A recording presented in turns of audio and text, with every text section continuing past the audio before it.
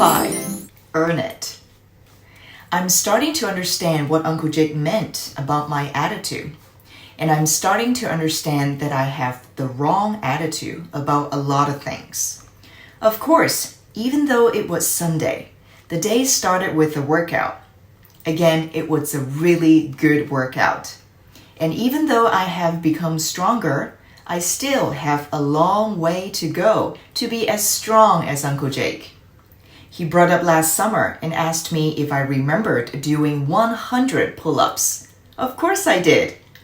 I didn't do them in a row, but I did them. In a row is an informal expression meaning in succession. That means doing something continuously without stopping. So if you can do 100 pull-ups in a row, that means you do them all in one go without stopping. How long do you think it took you to do 100 pull-ups? Uncle Jake asked. I don't know. Maybe 45 minutes or 1 hour. I know I needed to rest a bunch. Uncle Jake pointed to my watch. Get ready to time me, he said. I put my watch into stopwatch mode. Ready? I told him. Set. Go, he said. With that, he jumped up onto the pull-up bar. I was counting. 1, 2, 3, 4, 5, 6, 7, 8, 9, 10. He didn't even look phased. 22, 23, 24, 25. He still didn't even slow down. 36, 37, 38. Uncle Jake was like a pull-up machine. He kept going. 48, 49, 50, 51, 52. He took a pause right before 53. Then did 7 more and got to 60 in one set. Then he shook his arms a bit, jumped back on the bar and did another 20, getting all the way to 80. He jumped on the bar for 81, 82, 83. He dropped off the bar at 93. Then jumped back up and did his last 7 for a total of 100. As soon as he finished, he dropped off the bar, looked at me, and shouted, Time! I pressed stop on the stopwatch. How did I do? He asked. 4 minutes and 34 seconds, I told him. Roger that, not too bad. Not too bad? I replied. That's crazy! It took me 45 minutes. But I can do better. I need to keep working hard, he told me. I guess I need to keep working hard too, I said. We all do, he replied. He paused for a moment before speaking again. So what's going on with the bike that you want so bad? The Bentley? Oh, it is awesome, I told him. What makes it so awesome? He asked. Everything, I told him. It's got a super comfy seat, sweet handlebars, and it's all shiny silver with gold rims. Gold, huh? Uncle Jake said. Yeah, super shiny.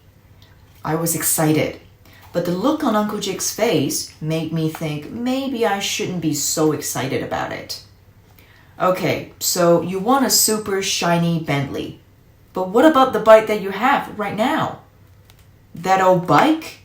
Oh, that bike is junk, I told him.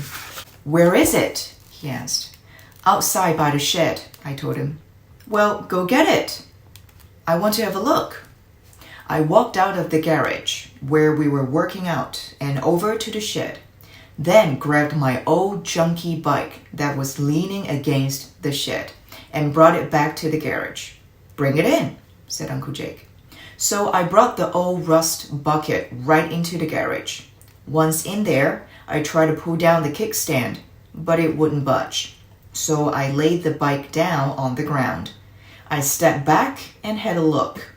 The tires were flat, the rims were rusty, one of the pedals was broken in half, one of the grips was all tattered and about to fall off, the seat was twisted and worn, and the frame of the bike itself had spots of rust all over it. Junk, I said to Uncle Jake. You think so? Yeah, look at it. I am looking at it. How long have you had it? 2 years. And your mom doesn't think you need a new one? He asked. This is where things got kind of tricky. And this is where I started to realize my attitude was not good. Well, I told him, not exactly. What do you mean, not exactly? Yep, like I said, this is where I had some explaining to do. I mean, my mom knows I need a new bike, but she won't get me one. She says I don't deserve it. She said you don't deserve it? Why not? Because of this, I said shamefully as I pointed at my old, rusty piece of junk bike. She said I didn't take care of it. Uncle Jake laughed. I have to agree with your mom. It doesn't look like you took care of this at all. If you take care of a bike properly, it can last forever. But if you don't take care of it, well, this is what you get. Uncle Jake said as he pointed at my old, rusty bike. Then he looked back at me, got very serious, and said, in the SEAL teams, we have a saying, take care of your gear, and your gear will take care of you. We applied that to every piece of gear we used. Our parachute, our scuba equipment, our weapons, our radios, not just our personal gear either. Our boats and motors, our vehicles, everything.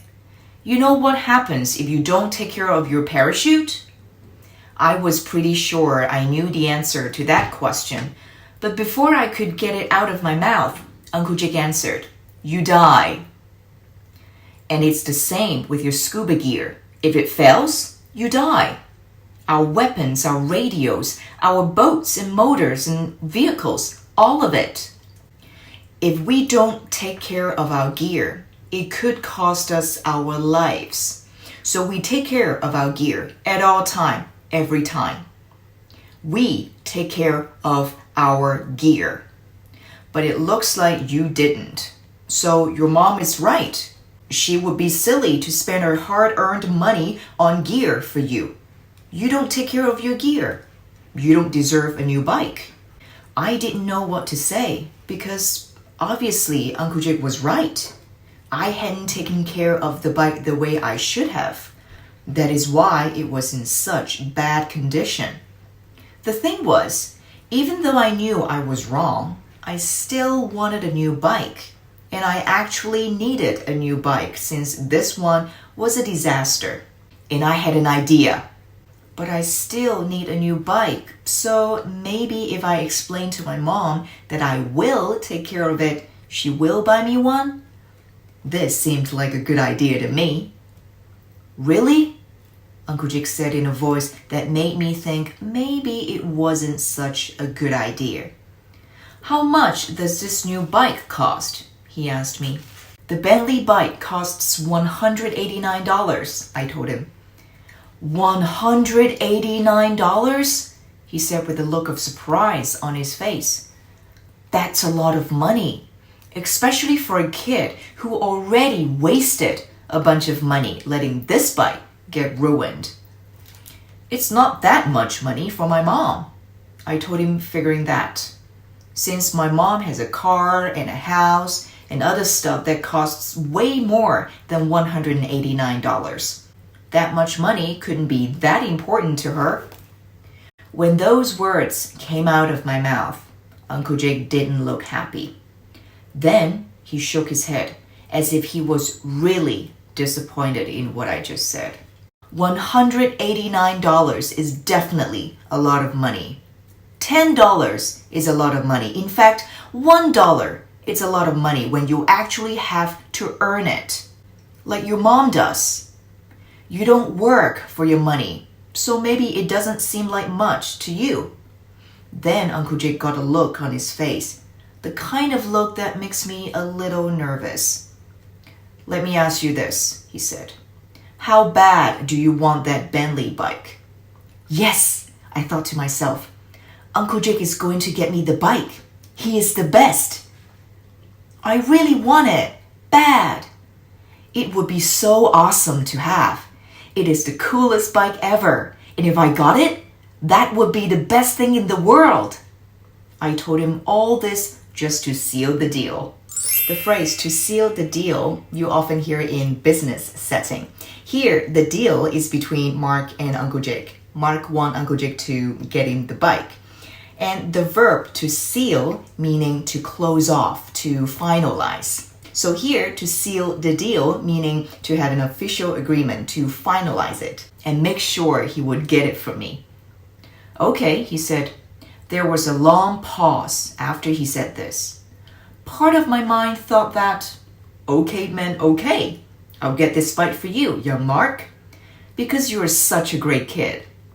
But part of me thought he might have more to say, and it wasn't going to be what I wanted to hear. And that part turned out to be correct. He did have more to say, and it wasn't what I wanted to hear. Then you will have to earn it. Earn it? I said. Yes, earn it. You see, you don't even really understand what that means.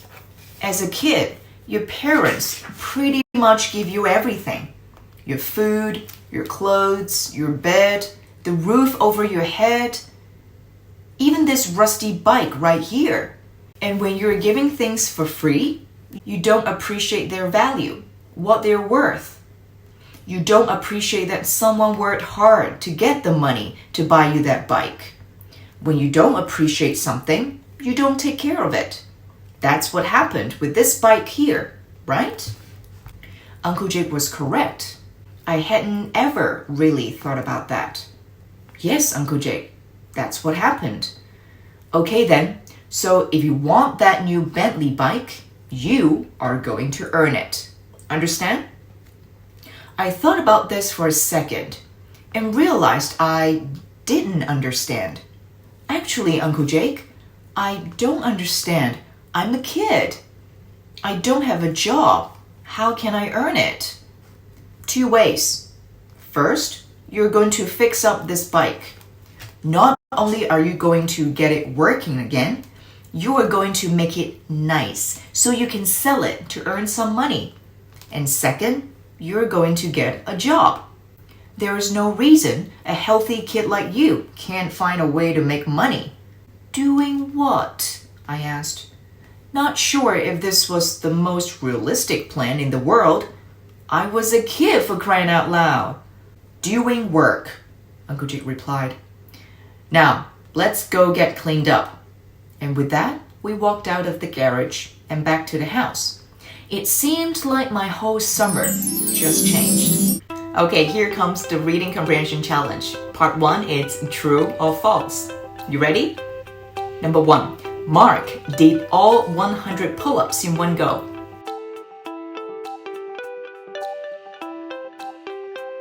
He had to do them separately in about 45 minutes. Mark is going to ask his father to buy him his Bentley bike. No, he wanted Uncle Jake to buy it for him. Uncle Jake asked Mark to verbally count how many pull-ups he can do. No, he didn't. He just asked Mark to time how long it would take him to do that 100 pull-ups. Okay, here comes the level 2 question. Why do you think Mark said, I guess I need to keep working hard too?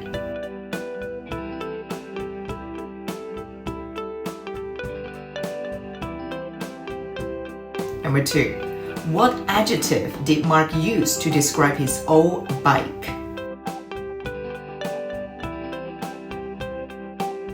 Next, can you describe what's wrong with Mark's old bike?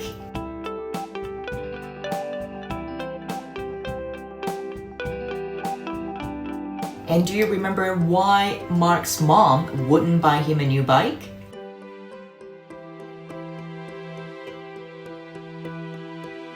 One of the main concepts brought out in this chapter is the idea of price and value. We seem to know the price of a lot of things, but do we know the value of them? And how much they're truly worth? Do we appreciate their true value? Something to think about.